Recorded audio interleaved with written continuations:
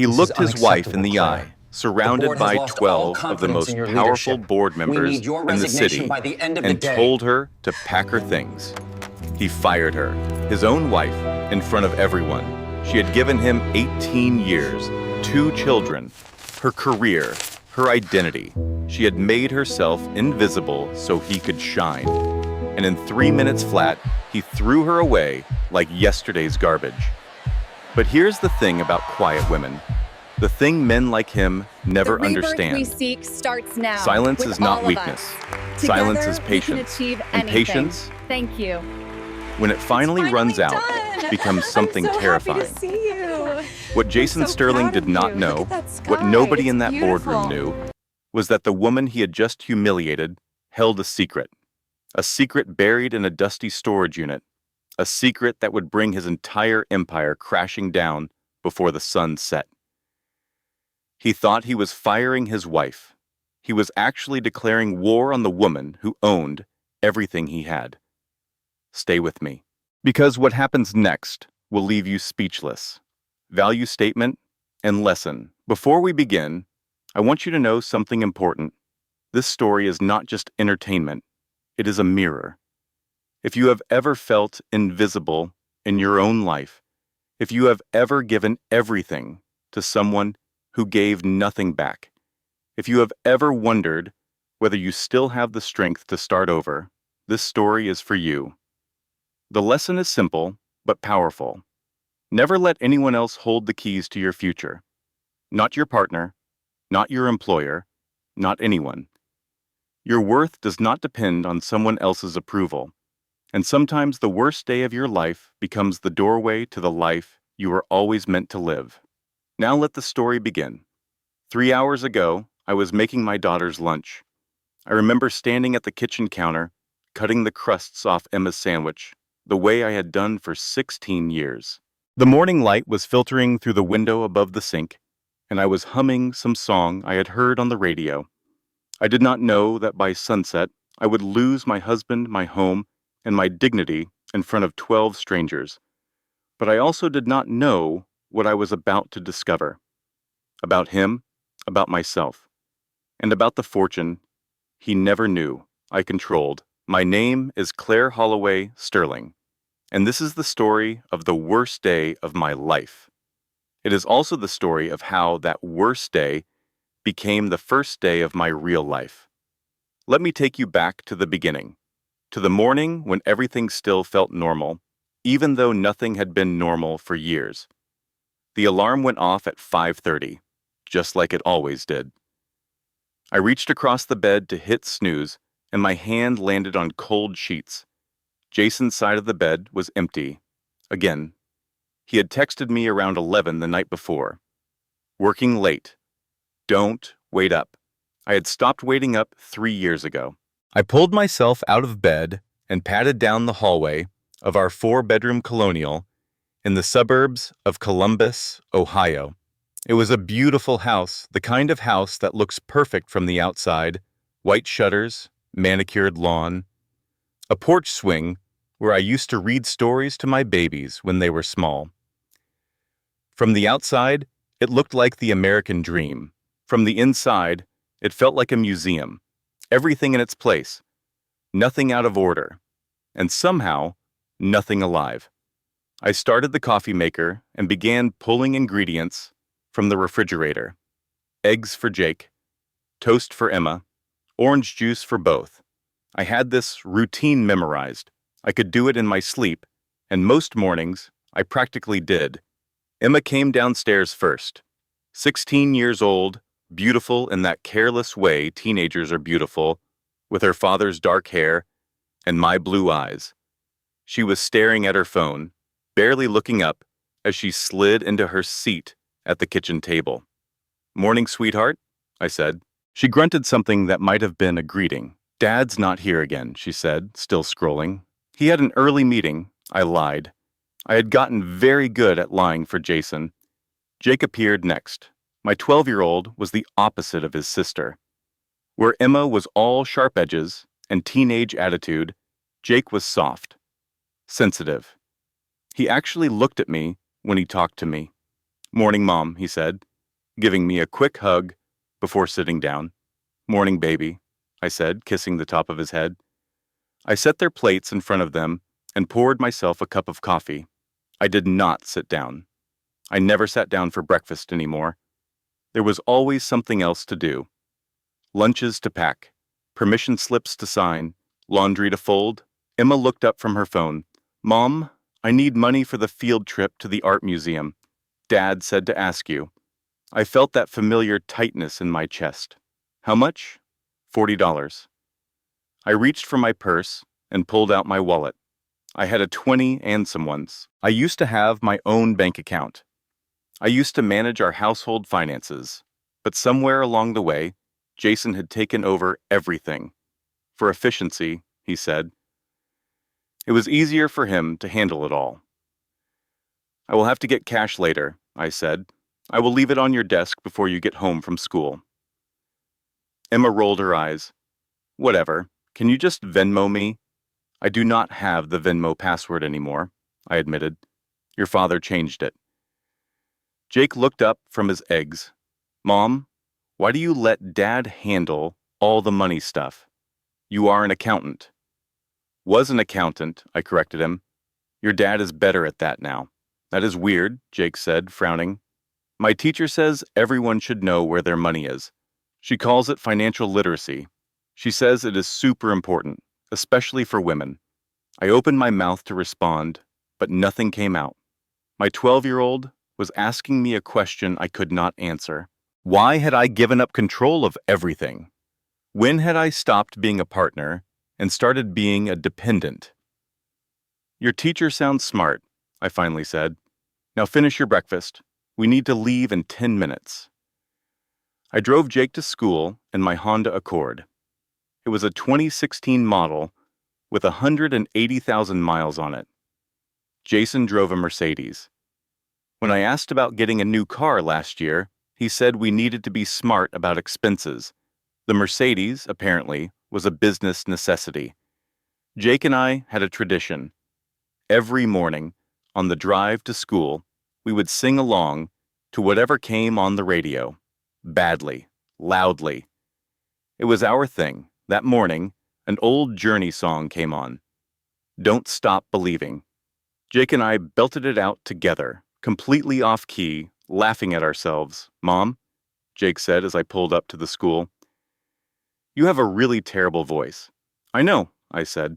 "It is one of my many talents." He laughed and grabbed his backpack. "Love you, Mom." "Love you more," I said. I watched him run toward the building, and for a moment, I felt something close to happiness. My kids were healthy. They were good people. Whatever else was wrong in my life, I had done something right with them. My phone buzzed. I glanced at the screen. It was a text from my boss at the bakery where I worked part-time. "Running late this morning. Can you open?" I texted back that I would be there in 15 minutes, then pulled out of the school parking lot and headed across town. The bakery was called Sweet Beginnings. It was owned by an elderly couple named Betty and Harold Carlson. I had started working there 3 years ago, just a few hours a week. I told Jason I was bored. I told him I needed something to do now that the kids were older. The truth was different. The truth was that I needed something that was mine, something small and separate from the life Jason controlled. He had not been happy about it. He said it was embarrassing for the CEO of Sterling Logistics to have a wife who worked at a bakery, but I had insisted, and eventually he had stopped complaining. I think he stopped noticing altogether. I unlocked the front door and flipped on the lights. The smell of sugar and butter and possibility filled my lungs. I loved this little shop. I loved the way Miss Betty taught me to frost cupcakes. I loved the regulars who came in every morning for their coffee and muffins. I loved having a place where people knew me as Claire, not as Jason Sterling's wife. I was halfway through a batch of chocolate cupcakes when my phone rang. I wiped my hands on my apron and looked at the screen. Jason? He never called me during the day. Never. I felt a flutter of anxiety as I answered. "Hello? Claire?" His voice was clipped. Professional, the voice he used in board meetings. I need you to come to the office. There is a board meeting. It is important. I looked at the clock. I have a shift until 2. Can it wait? Claire. He said my name like a warning. I said it is important. Wear something nice. The gray dress. I opened my mouth to ask what this was about, but the line went dead. He had already hung up. I stood there in the bakery kitchen, holding my phone, feeling that familiar knot forming in my stomach. Something was wrong. I could feel it. Miss Betty came through the back door, unwrapping her scarf. She took one look at my face and frowned. Everything okay, sweetheart? I forced a smile. Jason needs me at the office, some kind of meeting. I am sorry to leave you short-handed. Miss Betty's eyes narrowed. She had never liked Jason. She had never said so directly, but I could tell. She saw things I had trained myself not to see. That man hasn't wanted you anywhere in years, she said quietly. Something is wrong. I shook my head, untying my apron. I am sure it is fine. He probably just wants me there for some award thing. You know how he likes to show off the family at company events. But even as I said the words, I did not believe them. And from the look on Miss Betty's face, she did not believe them either. I drove home and changed into the gray dress Jason had specified. It was a wool dress, practical and modest. He had picked it out for me 2 years ago. He said it made me look approachable, but not threatening, like a politician's wife. I looked at myself in the mirror. My blonde hair was pulled back in a severe bun. No makeup, except for a little mascara and lip gloss. I looked exactly like what I was. A 42-year-old woman who had forgotten how to take up space. I drove downtown to the Sterling Logistics headquarters, a converted warehouse in the industrial district. Jason had bought the building 10 years ago and transformed it into something sleek and modern. Glass walls, open floor plans, a testament to his vision. Our vision, I reminded myself. It used to be our vision. I parked in the visitor lot. I was not important enough for an executive space anymore. As I walked toward the entrance, I had no idea that in less than an hour, my entire world would collapse. And I had no idea that from the ashes of that collapse, something stronger would rise. But I am getting ahead of myself. Let me tell you what happened in that boardroom. The boardroom was on the top floor of the Sterling Logistics building. It was designed to intimidate. A long table made of reclaimed black walnut, floor-to-ceiling windows overlooking the truck yard below, 12 leather chairs that cost $4,000 each. I had helped pick out those chairs. 15 years ago, when the company was just starting, I had done everything: the books, the purchasing, the payroll. Jason was the visionary, the salesman, the face of the company. I was the engine that made it run. Somewhere along the way, I had been pushed out of my own engine room. When I walked into the boardroom that afternoon, 12 faces turned to look at me. I recognized most of them. Board members, investors, the power brokers who controlled the future of Sterling Logistics. At the head of the table sat my husband. Jason Sterling at 45 was still handsome. Silver was just beginning to touch his temples, and he wore a suit that cost more than my car. He was playing with his wedding ring, spinning it around his finger the way he always did when he was nervous. Our eyes met. He did not smile. "Claire," he said, "thank you for coming. Please sit down." He gestured to a chair at the far end of the table, the opposite end from him, the seat furthest from power. I sat down, folding my hands in my lap the way I had trained myself to do at these events. Be quiet. Be supportive. Be invisible. But something felt different today. The energy in the room was strange, charged. Several board members were looking at me with expressions I could not read. Pity? Anticipation? And then I saw her. Brittany Cole was sitting to Jason's right, the seat that used to be mine. She was 29 years old, with dark glossy hair and a crimson power suit tailored to within an inch of its life. She was the vice president of marketing. Jason had promoted her last year, citing her innovative approach to brand strategy. I had suspected for months that he was sleeping with her, but suspecting and knowing are different things. Brittany caught my eye and smiled. It was a tight, pitying smile, the smile of a winner greeting a loser. My stomach dropped. Jason stood up and buttoned his jacket. He cleared his throat. "Thank you all for being here," he began. "Before we get to the quarterly numbers and the omnibus acquisition, we need to address a structural issue." He paused, letting the silence stretch. "As we prepare for the next phase of Sterling Logistics, we need to ensure our leadership team is streamlined, dynamic, meritocratic." He looked directly at me. "Claire," he said, his voice dropping into that somber, regretful tone I had heard him use when firing employees. "You have been a wonderful support to this company. Your work on the charity gala and community outreach has been appreciated." I felt the blood draining from my face. I knew what was coming. I knew, and I could not stop it. "But your position as community liaison no longer serves our strategic goals," Jason continued. "Effective immediately, your role is eliminated." The words hung in the air. I could not breathe. "My position?" I heard myself say. "Jason, I volunteer at the charity gala. That is all I do here anymore. You said you wanted me involved." Brittany leaned forward. "The board feels it is best to formalize the separation of personal and professional relationships. It is really about optics, Claire, nothing personal." I stared at her perfect hair and her red lips and the diamond bracelet on her wrist. A bracelet I recognized. Jason had told me it was a client gift. He had expensed it to the company. "I do not understand," I said, my voice cracking. I looked around the table at faces that refused to meet my eyes. "I am his wife. I am just here to support the company."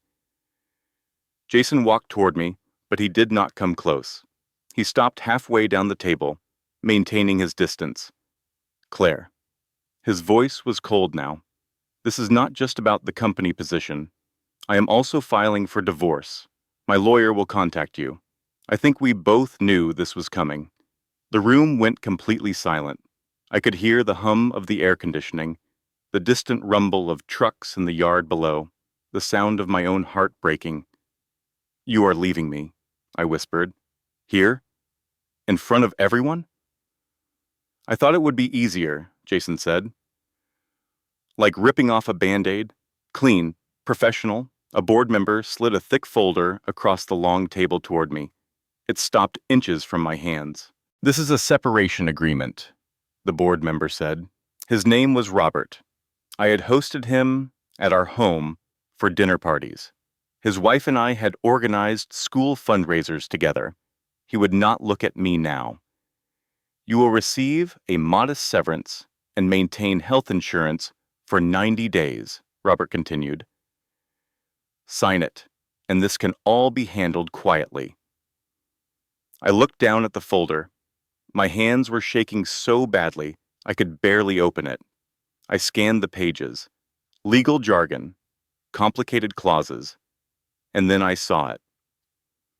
Relinquishing all claims to Sterling Logistics assets. Jason was trying to cut me out completely. 18 years of marriage, 2 children, everything I had helped him build, and he was offering me health insurance for 90 days. My voice came back to me. Small at first, then stronger. "This says I have to give up all claims to the company." Brittany rolled her eyes. "Claire, you do not have any claims to the company. You have not worked here in over a decade. You are just the founder's wife." I was not just the founder's wife. I wanted to scream it. I was the founder. I wrote the first checks. I kept the books alive when we could not make payroll. I was the one who believed in him when no one else did. But the words would not come. 18 years of being quiet had stolen my voice. Jason walked closer now. He stood over me, looking down with an expression that was almost kind. Almost, but underneath the kindness was something else, triumph. "Do not make a scene," he said quietly. "You are out, Claire." The vote was 11-1. My shares count for the majority of the Class A stock. You do not have a choice. He patted my shoulder, the same way he would pat a dog. "I will make sure the severance package is generous," he said. "I am not a monster." I looked up at him, at this man I had loved for 20 years. This man I had sacrificed past everything for. "No," I thought. "You are not a monster. You are worse. You are a coward." But I did not say it. I could not say anything. Brittany stood up, smoothing her skirt. "We should give her a moment," she said to the room. "Let her process." She reached over and touched Jason's arm. Possessive, intimate, and that was when I saw it clearly. The way she looked at him, the way he leaned into her touch. This was not new. This had been going on for a long time. And everyone in this room knew. Everyone except me.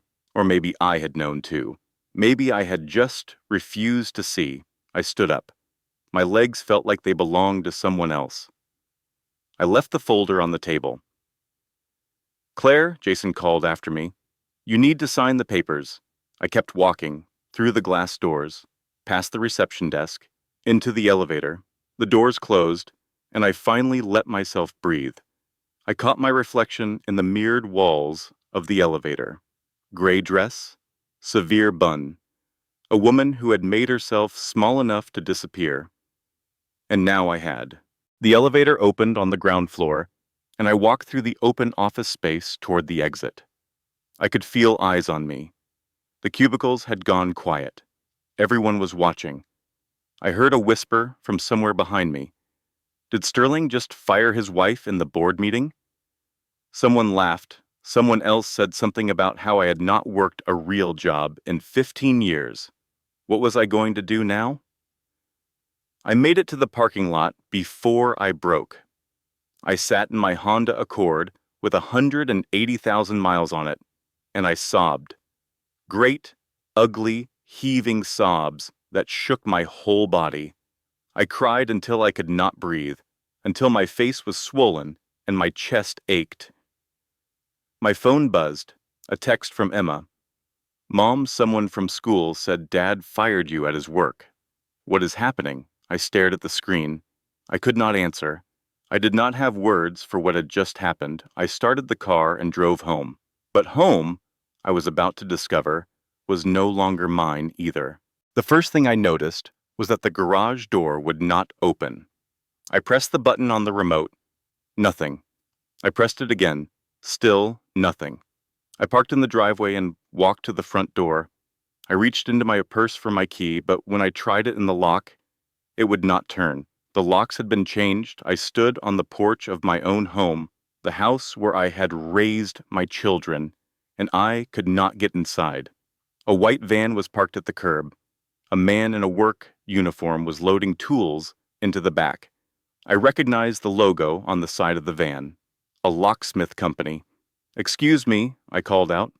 The man looked up. "Did you just change these locks?" I asked. "Yes, ma'am," he said. "Homeowner requested a rekey. Rush job." "I am the homeowner," I said. "This is my house." The man looked uncomfortable. He pulled out a work order and glanced at it. "The deed says Jason Sterling, ma'am. He is the one who called. I am sorry." I felt the ground shifting under my feet. Of course the deed was in Jason's name. Everything was in Jason's name. The house, the cars, the bank accounts. I had signed it all over to him, piece by piece, year by year, because he said it was easier. Because I trusted him. I walked back to my car and grabbed my phone. I tried to log into our joint checking account. The password had been changed. I tried the savings account. Same thing. I tried the credit card app. Declined. In the space of 3 hours, Jason had locked me out of my house, frozen my access to our money, and filed for divorce. This was not a spur-of-the-moment decision. This was a plan. A careful, calculated plan to erase me completely. I sank down onto the porch swing, the one where I used to read bedtime stories to Emma and Jake. I felt hollow, empty, like someone had scooped out my insides and left nothing but a shell. I called my mother. Patricia Holloway picked up on the third ring. She was 68 years old, a Southern woman born and bred, with firm opinions about marriage and a woman's place in it. Claire, what is wrong? You sound terrible. Mom, I could barely get the words out. Jason is leaving me. He fired me in front of his board, and he is filing for divorce, and he changed the locks, and I cannot get into my own house. There was a long pause. Now, Claire, my mother said slowly, I am sure this is a misunderstanding. Jason is a good provider. He would not just throw away 18 years of marriage. Mom, he has been having an affair. Another pause. Longer this time. Well, she said carefully, men sometimes stray. It does not mean the marriage is over. Maybe if you had been more attentive. Maybe if you had lost a little weight, or dressed up more, or paid more attention to his needs. I felt like I had been slapped. Mom. He locked me out of my house. Let me call his mother, my mother said. We can sort this out like adults. I am sure if you just apologize. Apologize for what? I shouted. What did I do wrong? Claire, keep your voice down. Getting hysterical is not going to help anything. I hung up. I could not listen to another word. I sat on that porch swing as the sun began to set, and I felt more alone than I had ever felt in my life. My husband had betrayed me. My mother had blamed me. I had no money, no home, and no idea what to do next. And then I heard a voice. Jesus Christ. He actually did it. I looked up. A woman was standing on the porch of the house next door, holding a glass of red wine. She was in her late 50s, with silver-streaked hair and a face that had seen some things. Dorothy Watson. Dee Dee, everyone called her. She had been my neighbor for 12 years. We exchanged Christmas cards and occasional small talk, but we had never been close. She was loud, opinionated, twice divorced, everything my mother had warned me not to become. Dee Dee took a long sip of her wine, studying me. I have been watching that man sneak out of your house at 3 a.m. for 6 months, she said. Watching him come home smelling like perfume that was not yours. I knew this was coming. I just did not know when. I stared at her. You knew? Why did you not tell me? Dee Dee walked down her porch steps and crossed the lawn toward me. She sat down on the swing beside me. Sweetheart, she said gently, would you have believed me? I opened my mouth to say yes. Of course I would have believed her, but even as I thought it, I knew it was not true. I had spent years making excuses for Jason, working late, business trips, stress. If Dee Dee had told me my husband was cheating, I would have convinced myself she was wrong. I do not know what to do, I admitted. I do not have anywhere to go. He froze all our accounts. Dee Dee stood up and held out her hand. Come with me, she said. Right now. Where? My house. I have wine. I have leftover lasagna. And I have something else I think you need to see. I hesitated. My mother's voice was in my head warning me about Dee Dee, about twice divorced women who drank too much and talked too loud. But my mother had just told me to apologize to the man who had destroyed me. I took Dee Dee's hand and let her pull me to my feet. Her kitchen was warm and cluttered, the opposite of my sterile, perfectly organized home. There were plants on the windowsill and magnets on the refrigerator and a cat sleeping on a pile of mail. Dee Dee poured me a glass of wine and set a plate of lasagna in front of me. Eat, she commanded. You look like you are about to fall over. I took a bite. It was delicious. I realized I had not eaten anything since breakfast. Dee Dee sat down across from me and placed a manila folder on the table. I am a paralegal, she said. I have worked in family law for 30 years. I have seen this playbook 100 times. Rich man wants to dump his wife. He fires her first to establish that she has no contribution to the business. Then he files an estate with weak alimony laws. Then he hides assets offshore. By the time the wife figures out what is happening, there is nothing left to fight for. I stared at the folder. What is that? Dee Dee opened it. Inside were photographs. A man and a woman at a restaurant. The same man and woman at a hotel. In the second photo, I could see the man's face clearly. It was Jason, and the woman was Brittany. I have been documenting his little affair for 6 months, Dee Dee said. Dates, times, license plates. I even got a picture of them at the Marriott downtown. She squinted at one of the photos. She is really not that pretty up close, Dee Dee added. Too much filler, a laugh escaped me. It surprised me so much that I almost choked on my wine. Why? I asked. Why would you do this for me? We barely know each other. Dee Dee's expression softened. Because my first husband did the exact same thing to me, she said, and no one helped me. No one believed me. I lost everything. It took me 15 years to rebuild my life, and I swore that if I ever saw another woman going through what I went through, I would not stand by and watch. She reached across the table and took my hand. You are not alone, Claire. You are not crazy, and you are not going to lose this fight, but you need to be smart, and you need to act fast. I looked at this woman I had barely known, this loud, opinionated, twice-divorced woman who had been watching out for me when I did not even know I needed watching.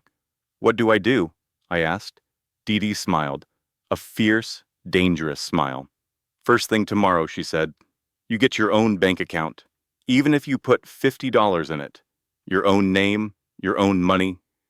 Then we find you a lawyer, not just any lawyer, a woman lawyer who has been through this herself. Someone who knows all the tricks. She squeezed my hand. And then, honey, we fight. For the first time since I walked into that boardroom, I felt something other than despair. It was small and fragile, but it was there. It was hope. The next morning, I woke up in Dee Dee's guest room with a headache from too much wine and a list of tasks written on a napkin. Bank account, lawyer, documents. Dee Dee had given me $500 in cash. I had tried to refuse, but she insisted. You can pay me back when you take that man for everything he is worth, she said. My first stop was the bank. I opened a checking account in my own name for the first time in 18 years. The teller asked if I wanted to link it to any existing accounts. I said no. My next stop was a lawyer's office downtown. Sandra Thompson was 55 years old with silver hair and sharp eyes.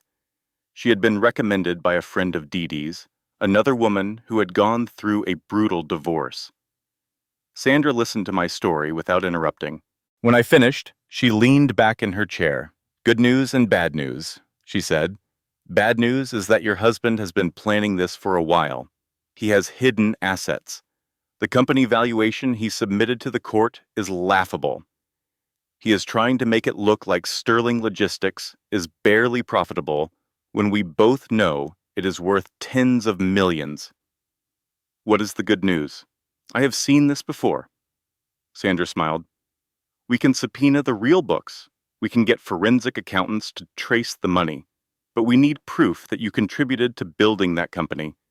Anything that shows you were more than just a trophy wife. I thought about this. 18 years of memories.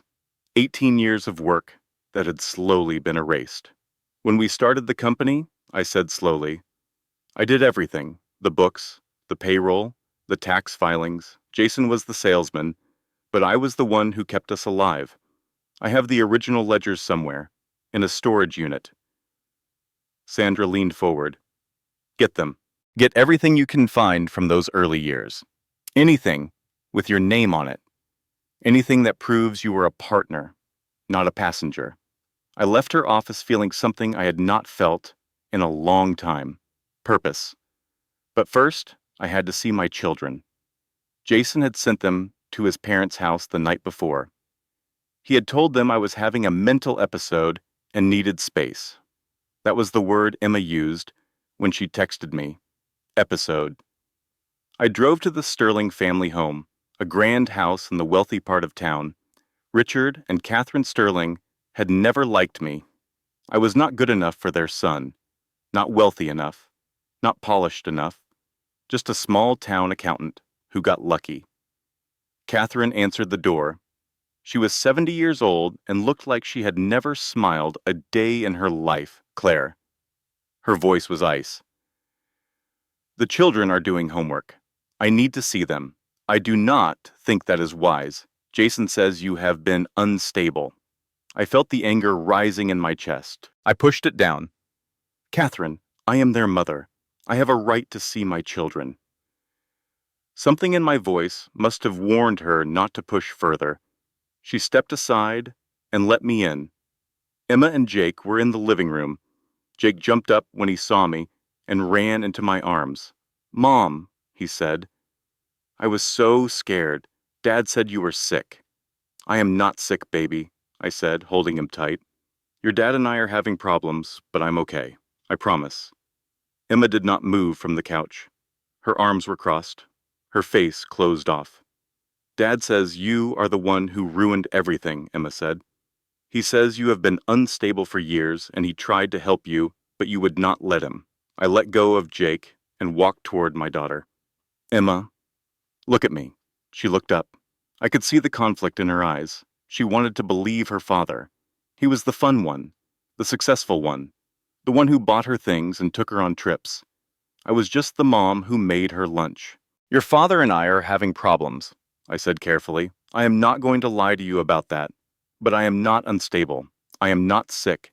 And I did not ruin anything. The truth is complicated, and you will understand more when you are older. But right now, I need you to know one thing. I took her hand. I love you, I said. I love you more than anything in this world. And no matter what happens between your father and me, I will never stop being your mother. Do you understand? Emma's lip trembled. For a moment, I thought she might cry. But then her face hardened again. Dad says he is taking us to Hawaii for Christmas, she said, with Brittany. The name hit me like a punch. I see, I said quietly. She is nice, Emma continued, twisting the knife. She is young and pretty, and she actually pays attention to Dad. I wanted to scream. I wanted to shake my daughter and tell her that Brittany was not nice. That Brittany was the woman who had helped destroy our family. But I could not do that. I would not put my children in the middle of this war. I squeezed Emma's hand and let go. I love you, I said again. Even when you are angry at me, even when you believe things that are not true, I will always love you. I hugged Jake one more time, promised to see them soon, and walked out of that house with my heart in pieces. In the car, I let myself cry, but only for a minute. Then I drove to the storage unit. The unit was dusty and cramped, filled with boxes I had not opened in years. Old furniture, baby clothes the kids had outgrown, Christmas decorations, and in the back corner, a box labeled First Office. I dragged it into the light and opened it. Inside were the ledgers, notebooks filled with my handwriting, every transaction, every expense, every payroll from the first 3 years of Sterling Logistics. Back when it was just me and Jason in a rented office, dreaming of something bigger. But there was something else in the box, something I had forgotten about. A manila envelope, yellowed with age. I opened it with trembling hands. Inside were the original incorporation documents from 2006. The papers that created Sterling Logistics as a legal entity. And there, on the second page, were 2 signatures. Jason Sterling, founder. Claire Holloway, co-founder, 40% ownership. I stared at the page. I had forgotten. 18 years ago, when we started the company, Jason needed my credit score to get our first loan. My name was better than his. So he made me a co-founder. And then, over the years, he had slowly pushed me out, made me feel like I did not belong, made me forget that I had ever belonged. I grabbed my phone and called Dee Dee. I found it, I said. My name is on the incorporation documents. I own 40% of the company. Dee Dee screamed so loud, I had to hold the phone away from my ear. Honey, she shouted, you own that company. Do you understand what this means? You are not some cast-off wife. You are a co-founder. You have rights. I looked at the document in my hands. 40%. Tens of millions of dollars. I smiled for the first time in 2 days. Get me Sandra's number, I said. We need to talk. I walked into Sandra's office the next morning with the manila envelope clutched to my chest. I felt like I was carrying a winning lottery ticket. Sandra took one look at my face and smiled. You found something, she said. I handed her the incorporation documents. She read through them quickly, her eyes widening. Claire, she said slowly, this is incredible. You are listed as co-founder with 40% ownership. This changes everything. I know, I said, unable to contain my excitement. He tried to erase me, but he could not erase this. I was there from the beginning. I helped build that company. Sandra nodded, still reading. With this documentation, we can argue that you have a legitimate ownership stake. We can demand a proper valuation of the company. We can? She stopped. Her face changed. The excitement drained away, replaced by something else. Caution, concern. Well, what? I asked. What is wrong? Sandra pointed to a page deeper in the envelope, a page I had not noticed. There is an amendment here, she said quietly, dated 2019. I grabbed the page. It was a single sheet of paper, a transfer agreement. I read the words 3 times before they sank in. Transfer of ownership shares. Claire Holloway Sterling transfers 100% of her 40% stake in Sterling Logistics to Jason Sterling. Compensation, $1. At the bottom of the page was a signature, my signature. No, I whispered. No, no, no. Claire. Sandra's voice was gentle. Is that your signature? I stared at the familiar loops and curves.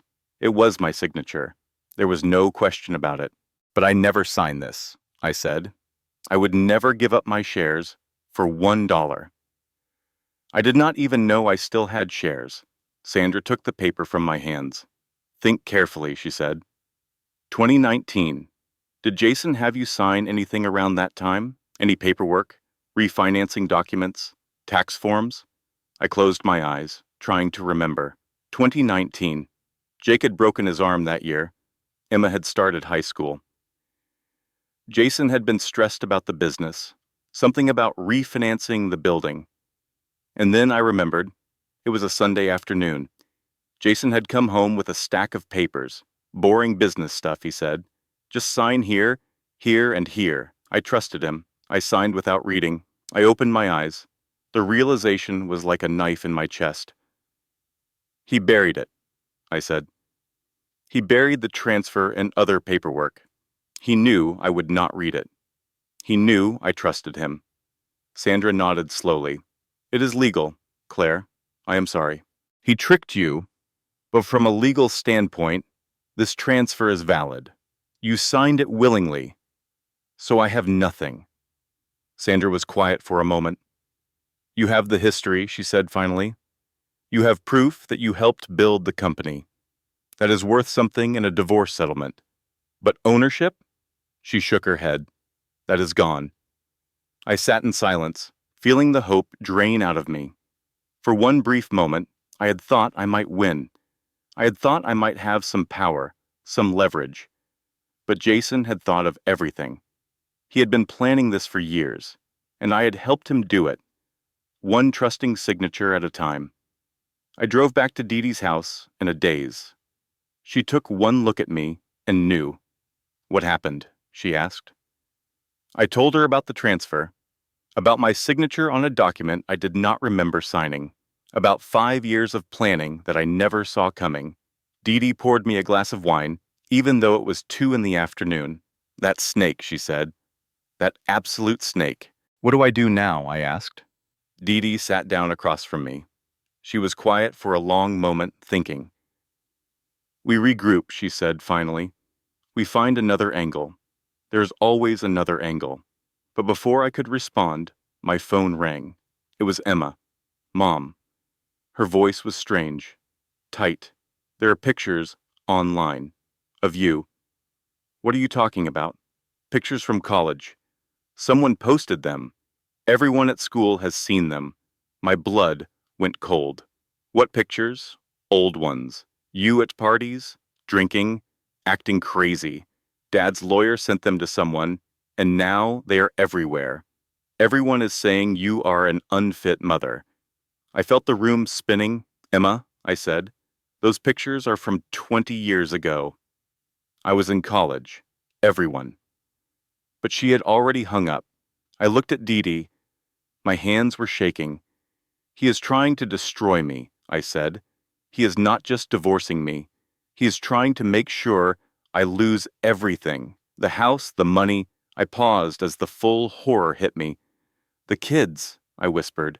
He wants full custody. 30 minutes later, a process server showed up at Dee Dee's door. I was served with papers. Jason was suing for primary custody of Emma and Jake, citing my unstable living situation, my history of erratic behavior, and newly surfaced evidence of alcohol abuse. Evidence, 20-year-old photos from my sorority days. I sat at Dee Dee's kitchen table with the custody papers in front of me, and I felt something break inside me. Everything I had ever done, every sacrifice I had ever made, had been for my children. And now Jason was trying to take them away from me. The phone rang again. This time it was my mother. Mom, I said, did you see the pictures? But Patricia's voice was shaking, and not about the pictures. Claire, she said, Richard Sterling just called me. Jason's father? What did he want? He knows about your father, Patricia said.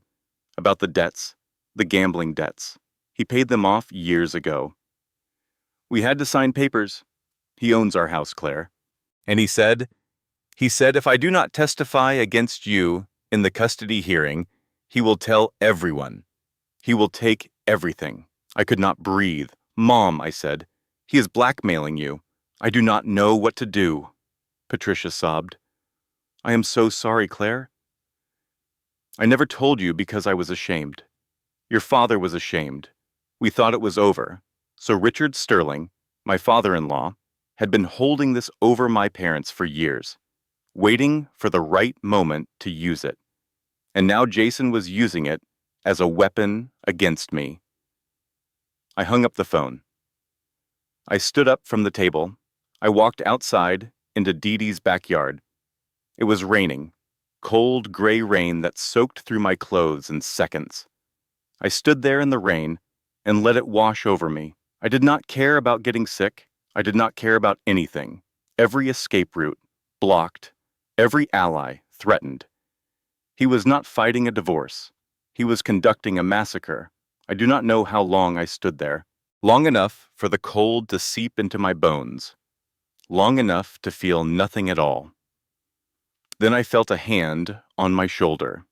Dee Dee was standing beside me, rain streaming down her face. Get inside, she said. You are going to get pneumonia. Maybe that would be easier, I said. I did not recognize my own voice. Dee Dee grabbed my shoulders and turned me to face her. Do not you dare, she said. Do not you dare. Let that man win by giving up. You have 2 kids who need their mother. And you have me, and I am not losing this fight. I looked into her eyes. This woman who owed me nothing. This twice-divorced neighbor who had been watching out for me when I could not watch out for myself. I do not know how to fight this, I said. Dee Dee smiled through the rain. That is okay, she said. Because I do. 3 days passed. 3 days of rain and legal documents and sleepless nights at Dee Dee's kitchen table. Sandra was working on the custody case, but she was honest with me. Jason had money. Jason had lawyers. Jason had Richard Sterling's resources behind him.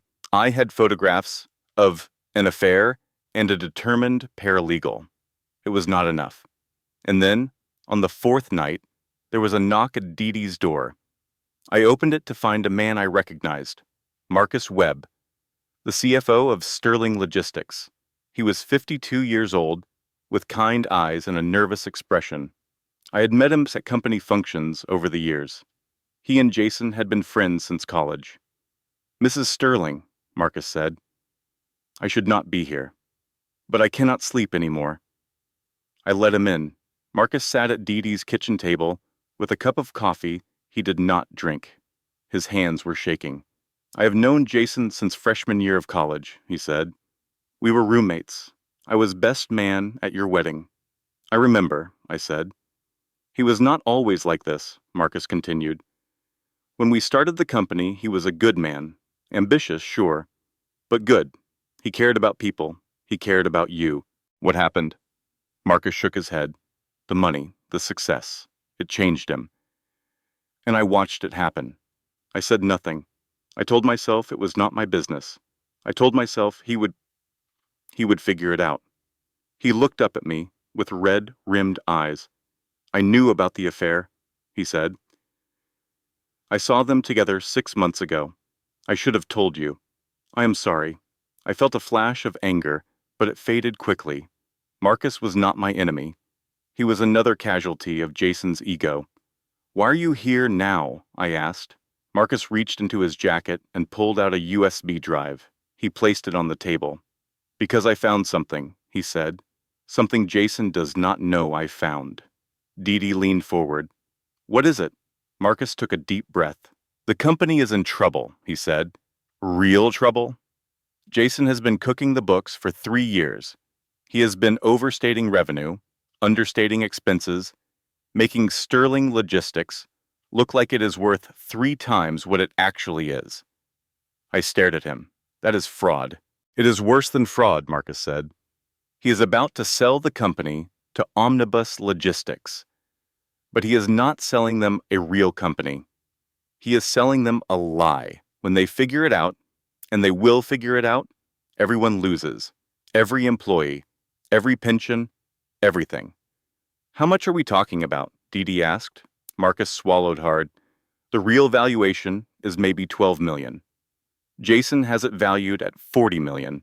He is going to walk away with $30 million while everyone else loses their jobs." I felt sick. "And the board does not know?" Marcus shook his head. "They trust him.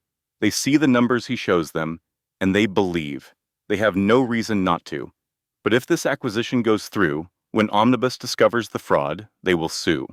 The board members will be personally liable. It will destroy everyone." I looked at the USB drive. "What is on there?" "Everything," Marcus said. "The real books, the hidden accounts. Emails where Jason discusses how to manipulate the numbers. All of it." "Why are you giving this to me?" I asked. "Why not go to the authorities?" Marcus was quiet for a moment.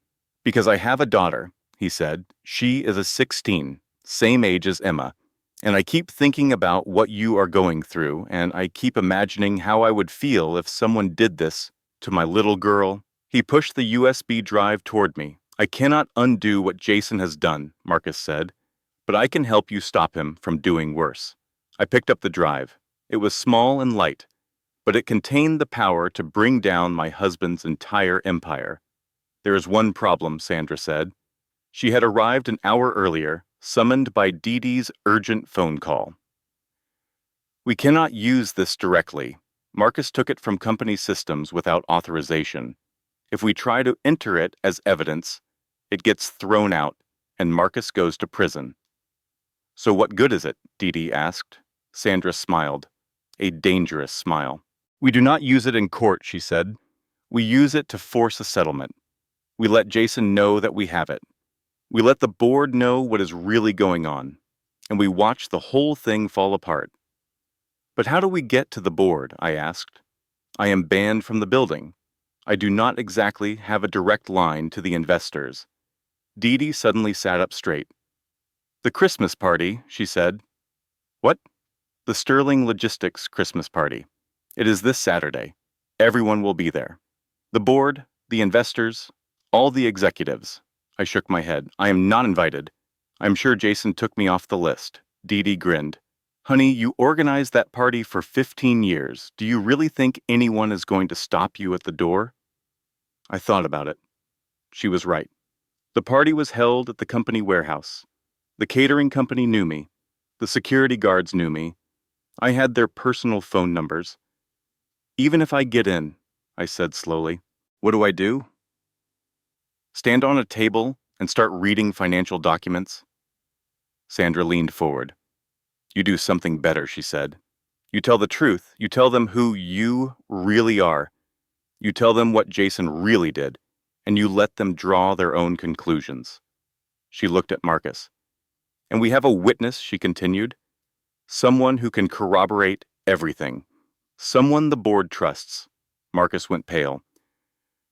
You want me to betray Jason in front of everyone? I want you to tell the truth, Sandra said. There is a difference. The room was quiet. I looked at the faces around Dee Dee's kitchen table. A paralegal, a lawyer, a CFO with a guilty conscience. It was not an army, but it was something. This is insane, I said. If we do this and it does not work, I lose everything. Custody. The divorce settlement. Everything. Dee Dee reached across the table and took my hand. Honey, she said, you have already lost everything.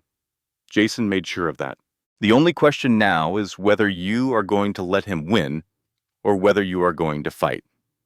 I looked at the USB drive in my hand. Fight, I said. Sandra nodded. Then we have work to do. The day before the Christmas party, I went to see my mother. Patricia Holloway lived in the same small house where I had grown up. It was a modest place, a white Cape Cod, with a garden out front that my father had tended until the day he died. She answered the door looking like she had not slept in days. Her eyes were red. Her hair was unwashed. This was not the proud Southern woman who had raised me. This was someone who had been broken by secrets kept too long. Claire, she said, I did not expect you. Can I come in? She stepped aside. The house smelled like lavender, like it always had, like my childhood. We sat at the kitchen table where I had done homework as a girl, where my father had taught me to play cards, where apparently my parents had signed papers that handed their home to Richard Sterling. I need you to tell me everything, I said. Patricia was quiet for a long moment. Your father was not a bad man, she finally said. But he had a weakness. The gambling started small, a few card games with friends, but it grew. And by the time I realized how bad it was, we were in deep, how deep? $80,000, Patricia said. We were going to lose the house, lose everything. I did not know what to do. So you went to Richard Sterling. Patricia nodded. Jason was already dating you by then. Richard said he would help. He paid off the debts. But he made us sign papers. He said it was just security.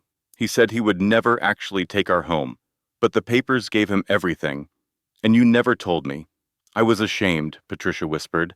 Your father was ashamed. We thought if we just kept our heads down, kept quiet, it would all go away. I reached across the table and took my mother's hands. Mom, I said, Richard Sterling has been using this as leverage against you for 20 years.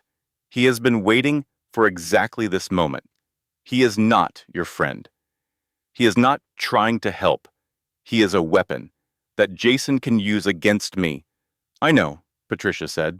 I know that now. But Claire, if I testify for you, he will tell everyone. He will take the house. Your father's house, everything I have left of him. I squeezed her hands. Mom, I said, do you remember what you told me when I got married? Patricia looked confused. You told me that a woman's job was to support her husband, I continued. To be quiet, to be patient, to put his needs before her own. You told me that was how you kept a marriage together. I believed that, Patricia said quietly. So did I said. And look where it got us. You lost Dad's trust because you were too afraid to confront the gambling. I lost my marriage because I was too afraid to confront Jason's lies. We have spent our whole lives being quiet and patient and supportive. And what did it get us? Patricia was crying now, silent tears streaming down her face. I was wrong, she said. I was wrong to tell you those things. I was wrong to teach you to make yourself small. You were doing what you thought was right, I said. But Mom, I need you to be brave now. I need you to stand up. Not for me, for yourself, for Emma and Jake, for all the years you stayed silent when you should have spoken. Patricia wiped her eyes. She sat up straighter. What do you need me to do? I need you to come to a party, I said, and I need you to tell the truth. Richard Sterling can take my house, Patricia said slowly. He can tell everyone about your father. I do not care anymore. I am done being afraid. She took both my hands in hers. I told you to fight for your marriage, she said. I was wrong. Now I am telling you to fight for yourself. I hugged my mother. For the first time in years, I felt like she actually saw me. Now, Patricia said, pulling back, what are we wearing to this party? Because I want to look good when we burn that man's life down. The night of the party arrived. Dee Dee helped me get dressed. Not in the gray wool dress Jason had always chosen for me. In red. A deep, bold crimson that I had bought years ago and never had the courage to wear. I let my hair down for the first time in years. I put on makeup that did not make me look approachable. I put on heels that made me stand 4 inches taller. When I looked in the mirror, I did not recognize myself. But maybe that was the point. Oh, honey, Dee Dee said. You look like you are about to ruin somebody's night. That is the idea, I said. We drove to the Sterling Logistics warehouse. The building was transformed, strung with Christmas lights and holly. Cars filled the parking lot. The sounds of music and laughter drifted through the cold December air. My hands were shaking as I approached the entrance. A security guard stepped forward. For a moment, I thought he might stop me. Mrs. Sterling, he said. It is good to see you. Merry Christmas. I let out a breath I did not know I was holding. Merry Christmas, Mike, I said. Is the party in full swing? He grinned. The boss is about to make some big announcement. You are just in time. I walked through the doors with my mother on one side and Dee Dee on the other. The warehouse floor had been transformed into a winter wonderland. Fake snow, a towering Christmas tree, a stage where Jason stood with a microphone, Brittany at his side, champagne in hand. He was mid-sentence when he saw me. His face went white. I smiled and kept walking. Straight toward the stage. The crowd parted as I moved through it. People I had known for years stared at me like I was a ghost, which, in a way, I was. The ghost of Jason Sterling's inconvenient past. Jason watched me approach. His jaw tightened. Brittany's hand found his arm, her perfectly manicured nails digging in. Claire, Jason said into the microphone. His voice was strained, the charm barely holding. What are you doing here? I reached the edge of the stage. It is the company Christmas party, I said, loud enough for everyone to hear. I have organized it for 15 years. Did you think I would miss it? Murmurs rippled through the crowd. You were not invited, Jason said. I am still your wife, I replied. I am still on the guest list. And I have something to say. Security! Jason called, looking around desperately. Someone get security. Marcus Webb stepped forward from the crowd and positioned himself between Jason and the edge of the stage. Let her talk, Marcus said. Jason stared at his oldest friend in disbelief. Marcus, what the hell are you doing? The right thing, Marcus said. For once in my life, I climbed the steps to the stage. Brittany backed away, her face a mask of poorly concealed panic. I took the microphone from Jason's hand. He was too shocked to stop me. Good evening, everyone, I said. My voice echoed through the warehouse. 300 faces looked up at me. Board members, investors, employees, people who had watched me fade into the background for 15 years. Most of you know me as Jason's wife, the woman who brought cookies to the office, who organized the charity auctions, who stayed invisible while my husband built his empire. I paused, letting the words sink in. I am here to tell you that empire is a lie. The murmurs grew louder. Jason lunged for the microphone, but Marcus blocked him. 18 years ago, I continued, I co-founded this company. I wrote the first payroll checks.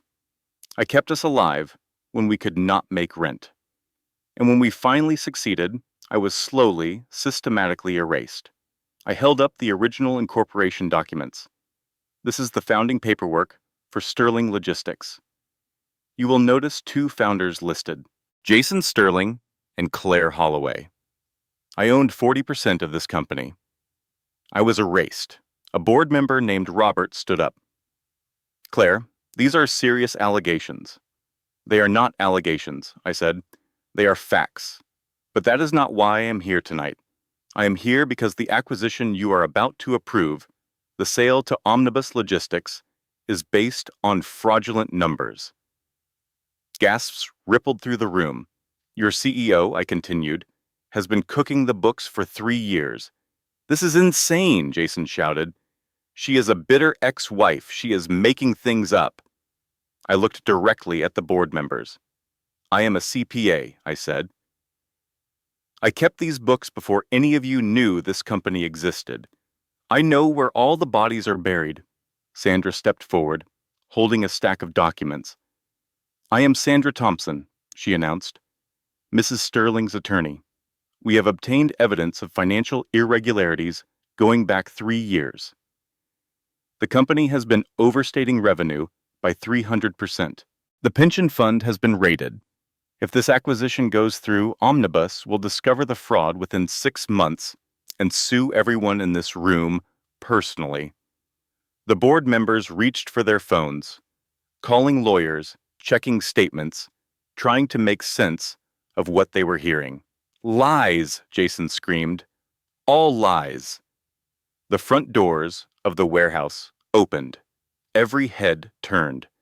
Richard Sterling walked in. Jason's father was 72 years old and looked like old money. Silver hair, expensive suit, an expression that could freeze water. Dad, Jason said, relief flooding his face. Thank God. Tell them she is lying. Richard walked slowly toward the stage. The crowd parted for him, like the Red Sea. He stopped in front of his son. I am not here to help you, Richard said. The room went dead silent. I have suspected the fraud for over a year, Richard continued. I have been conducting my own investigation.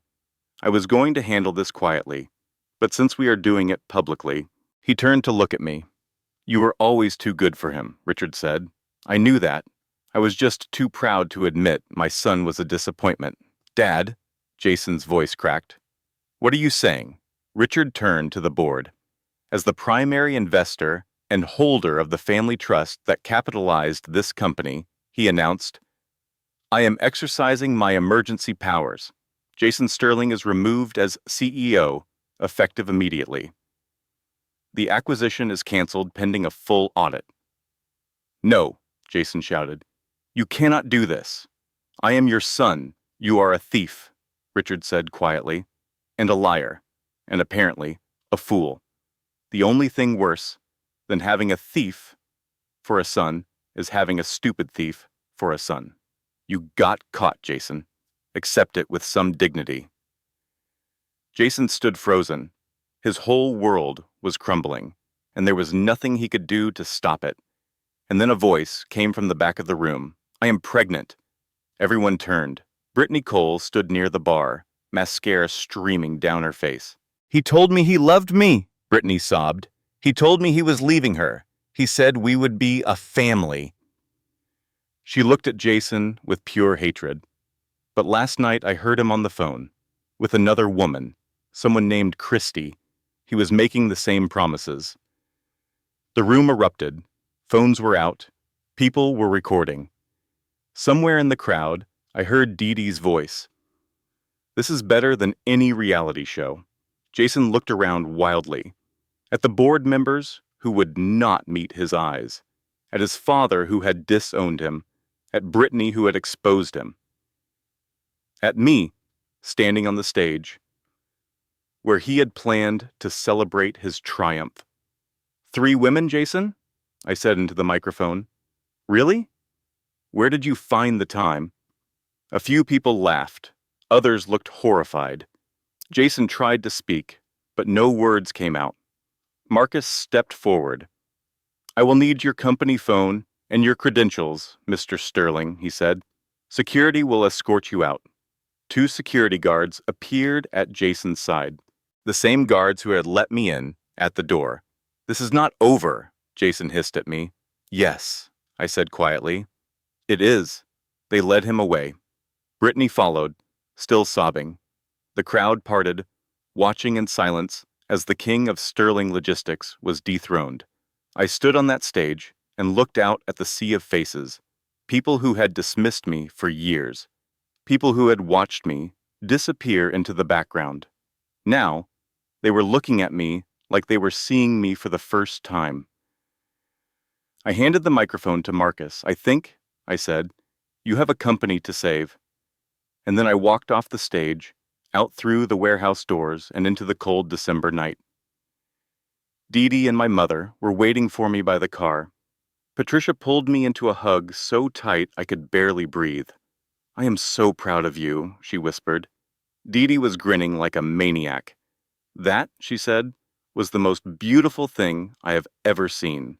I stood there in the parking lot of Sterling Logistics, the company I had helped build and then been erased from, and I felt something I had not felt in years. Free, not happy, exactly. There was too much pain for happiness, too much loss, too many scars that would take years to heal. But free. For the first time in 18 years, I was not Claire Sterling, the invisible wife. I was just Claire. And Claire had some rebuilding to do. 6 months passed. Not easy months. There were lawyers and depositions and custody hearings. There were days when I could barely get out of bed and nights when I cried myself to sleep. But there were other days, too. Days when I remembered who I used to be. Days when I started to imagine who I could become. The divorce was finalized in April. Sandra had negotiated a settlement that included child support, alimony, and a percentage of whatever remained of the company after the fraud investigation. It was not the 40% I had once owned, but it was enough. Enough to rent a small apartment downtown. Enough to buy new furniture. Enough to start over. The criminal investigation into Jason's fraud dragged on. Richard Sterling had turned over everything to the authorities.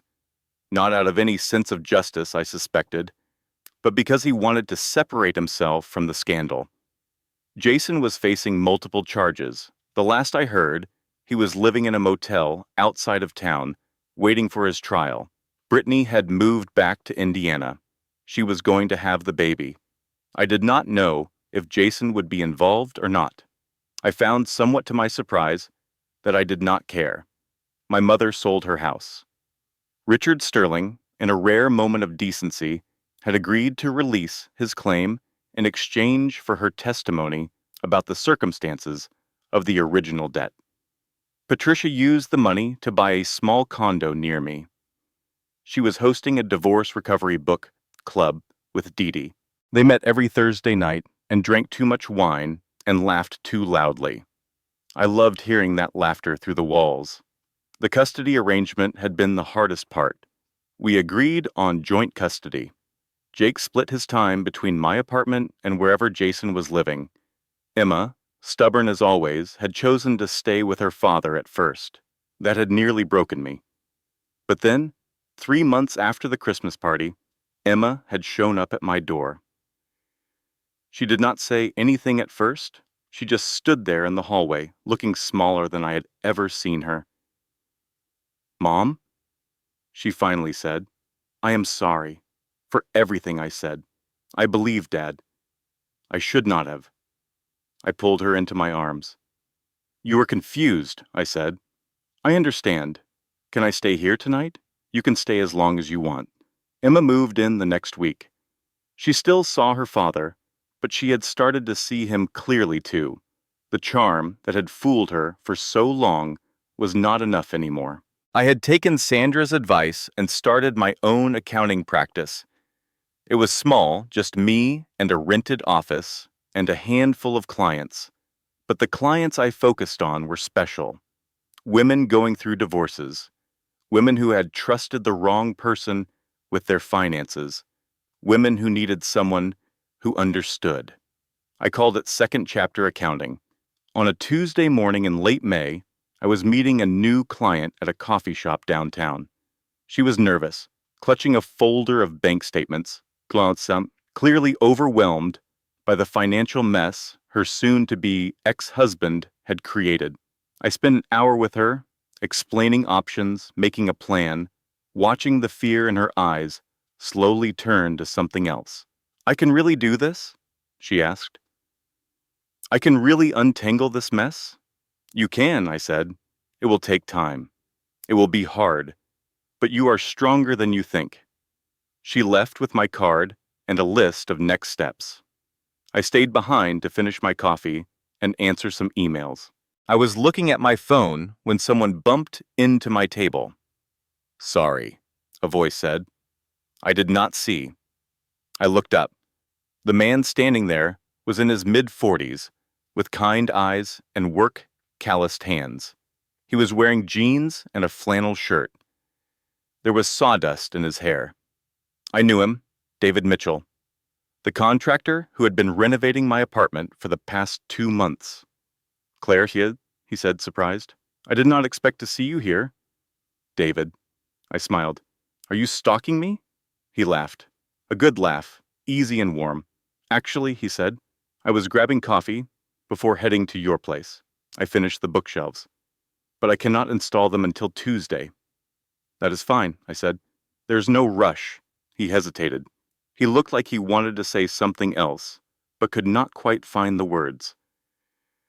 This is going to sound weird, he finally said, but would you want to get dinner sometime? Not as a client, just as you. I looked at him, this kind, quiet man with sawdust in his hair. He was nothing like Jason, nothing like the polished executives and smooth talkers I had surrounded myself with for 20 years. He was real. I would like that, I said. David grinned. It transformed his whole face. Great, he said. I will call you. I mean, I have your number. From the work. Not in a weird way. I laughed. I know what you meant.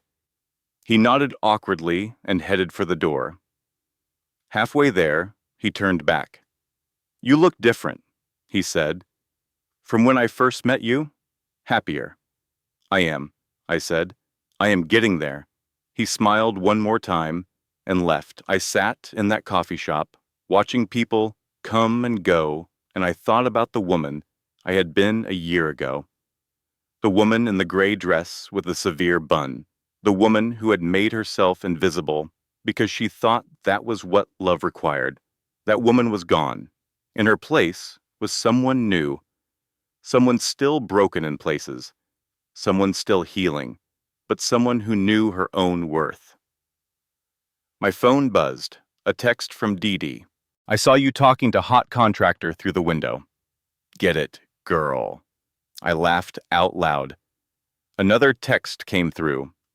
This one from Emma. Movie night tonight? Jake wants pizza. I typed back. Sounds perfect. I will be home by 6. Home. Such a simple word, but for the first time in years it meant something real. Not a house that looked perfect from the outside. Not a museum where everything was in its place. Just a small apartment with mismatched furniture and teenage shoes by the door and the sound of my children arguing about what movie to watch. Home. I gathered my things and headed out into the spring sunshine. 1 year after Jason fired me in front of the board, I stood at a podium in a conference room at the Columbus Women's Business Center. The room was full. 50 women sat in folding chairs, notebooks open, faces attentive. They had come to hear me speak about financial independence for women in transition. That was the fancy title we had given the workshop. But really, they had come because they saw themselves in my story. Because they knew what it was like to lose everything and have to start again. I looked out at the faces in front of me. Some were young, just starting their careers. Others were my age or older, rebuilding after divorce or widowhood or job loss. All of them were looking for something, hope, maybe, or permission to believe that their story was not over. I cleared my throat and began. A year ago, I was fired by my own husband in front of a room full of strangers. The room was silent. Every eye was on me. He did it on purpose, I continued. He wanted to humiliate me. He wanted to make me feel small. And for about 12 hours, it worked. I sat on my neighbor's couch and drank wine and cried and wondered how I was going to survive. A few women nodded. They knew that feeling. But then something changed. I remembered who I used to be, before I was a wife, before I was a mother, before I was the invisible woman in the gray dress. I used to be an accountant. I used to be smart and capable and strong. I used to know my own worth. I paused, letting the words land. I had just forgotten. I had spent 18 years forgetting, because I thought that was what love required. I thought being a good wife meant being invisible. I thought supporting my husband meant disappearing myself. I was wrong. I looked around the room. Here's what I learned, I said. You cannot trust anyone else to protect your future, not your husband, not your partner, not your parents, not your employer. You have to protect yourself. That does not mean you cannot love people. It does not mean you cannot trust people. But it means you have to keep a piece of yourself separate, a piece that belongs only to you. I held up a sheet of paper. This is a list, I said, a checklist, things every woman should have in her own name, a bank account with enough money for 3 months of expenses, a credit card to establish your own credit history, copies of every important document stored somewhere your partner cannot access. Knowledge of your family's finances, including debts. I looked at the youngest woman in the room, a girl in her early 20s who reminded me of Emma. I know this sounds unromantic, I said. I know you want to believe that love conquers all. But love does not pay the bills when someone walks out. Love does not hire a lawyer when someone tries to take your children. Love is wonderful. But it is not a financial plan. The women were writing furiously in their notebooks. The second thing I learned, I continued, is that you are never as alone as you think you are. I smiled, thinking of Dee Dee. When my husband locked me out of my house, my neighbor took me in, a woman I barely knew. She gave me wine and leftovers and a folder full of photographs she had been collecting for months, documenting my husband's affair. A few women laughed. I asked her why she did it, I said. Why she watched out for me when she owed me nothing. She said because no one had helped her when she went through the same thing, and she swore she would never watch another woman suffer alone. I looked around the room. That is why I am here, I said. That is why I started second chapter accounting. Because I believe we have a responsibility to reach back and help the women coming behind us. We have to share what we learned. We have to tell the truth about what we survived, not because it is easy, but because someone needs to hear it. I paused. And the third thing I learned, I said softly, is that the worst day of your life can become the first day of your real life. The room was completely silent. 1 year ago, I was a woman who did not know her own worth. I let my husband manage every aspect of our lives because I thought that was what love looked like. I made myself small because I thought that was what a good wife did. Now I run my own business. I have my own money. I have my own home. I have relationships, real relationships, with people who see me, not some polished image I created to make other people comfortable. I leaned forward on the podium. I am not going to lie to you. The past year has been hard. Some days I still feel like a fraud. Some nights I still cry myself to sleep. Healing is not linear. Recovery is not a straight line. But I am not the woman I was a year ago, and neither is she. I pointed to an older woman in the front row. She had tears streaming down her face. Whatever you are going through right now, I said, I need you to know something. You are not stuck. You are not helpless. You are not defined by the person who hurt you, or the mistake you made, or the opportunity you missed. You are defined by what you do next. I straightened up. So, do something. Open that bank account. Call that lawyer. Tell that friend. Take the first step, and then take the next one. Because the woman you are about to become, she is waiting for you. I smiled, and she is incredible. The room burst into applause. Afterward, women lined up to talk to me, to shake my hand, to share their own stories. Some of them cried, some of them laughed. All of them left with my card and a promise to call. I was packing up my materials when I heard a familiar voice. That was beautiful. I turned. Emma was standing in the doorway, Jake beside her. "What are you doing here?" I asked. "We wanted to surprise you," Jake said. "Dee Dee told us where you would be." Emma walked over and hugged me. "I am proud of you, Mom," she said. "I know I was not always easy this year.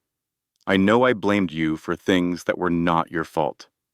But watching you build this, watching you become this person, it is really inspiring." I held my daughter tight, tears streaming down my face. "I love you," I whispered. "I love you too," she said. Jake joined the hug, wrapping his arms around both of us. "Can we get pizza?" he asked. "I am starving," I laughed. "Pizza sounds perfect." We walked out of the conference center together, into the warm summer evening. The sky was painted orange and pink, and somewhere in the distance, I could hear music playing. My phone buzzed. A text from David. "Dinner tomorrow? I found this little Italian place I think you would love." I smiled and typed back, "It is a date." Another text came in. From Dee Dee. "Heard the workshop was a hit. Drinks tonight to celebrate?" I typed back, "Tomorrow. Tonight I am having pizza with my kids." Dee Dee responded with a string of heart emojis. I put my phone away and looked at Emma and Jake walking ahead of me, arguing about pizza toppings the way they had argued since they were small. A year ago, I thought my life was over. Now I understood that it was just beginning. I thought about all the women in that conference room, all the women who would call me tomorrow, next week, next month, all the women who were standing at the edge of their own cliffs, wondering if they had the strength to jump. They did. They all did. Sometimes you just need someone to tell you. I caught up with my children and put an arm around each of them. "Let me tell you something my neighbor taught me," I said. "What?" Jake asked. "The only thing worse than starting over is wishing you had." Emma rolled her eyes. "That is very fortune cookie, Mom." I laughed. "It is. But it is also true." We walked toward the car, toward pizza, toward whatever came next. A year ago, I was fired by my own husband in front of a room full of strangers. Today, I am a mother, a business owner, a friend, a woman who knows her own worth. And tomorrow I will wake up and do it all again, because that is what survivors do. We survive, we rebuild, we become, and we reach back to help the women coming behind us, because no one should have to survive alone. And that is how Claire Sterling discovered that losing everything was actually the beginning of finding herself. If this story moved you, if it made you think about your own life, if it reminded you that you are stronger than you know, I would love to hear from you. Drop a comment below and tell me, what would you have done in Claire's situation? Have you ever had to rebuild your life from nothing? Your story matters, and I read every single comment. If you felt something during this story, please hit that like button. It sounds small, but it tells me that these stories matter to you. And it helps other women find this channel when they need it most. If you are new here, welcome to our family. We tell stories about women who refuse to stay down, women who fight back, women who rise. Hit that subscribe button and tap the bell so you never miss a story. And if you know someone who needs to hear this today, someone going through a hard time, someone who feels stuck or invisible or hopeless, please share this video with them. Sometimes a story can change everything. Thank you for being here. Thank you for listening until the end. And remember, no matter what you are facing right now, your next chapter is waiting. I will see you in the next story. Final disclaimer. This content has been carefully researched, developed, and manually edited by our team to deliver meaningful stories with real life lessons. Every narrative is crafted with intention, designed not just to entertain, but to inspire, empower, and remind you of the strength you carry within. Thank you for trusting us with your time.